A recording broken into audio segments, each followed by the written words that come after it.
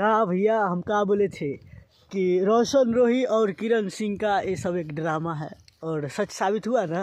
देख लिए आज रोशन रोही और किरण सिंह एक साथ खा रही थी मिठाई। अरे ये सब लाइट में आने का तरीका है भैया। अगर इन लोगों का बस चले तो लोग, अगर इन लोगों का वीडियो नहीं चलता है ना तो तुरंत वो भी वाला वीडियो वायरल करवा लेता है। हम शुरू से ही बोल रहे थे ना कि जब भैया ये वीडियो जो लिख के दे देते हैं जो रोशन रोही और किरण सिंह का एक सके एक झूठा ड्रामा है और ये बिल्कुल सच साबित हुआ।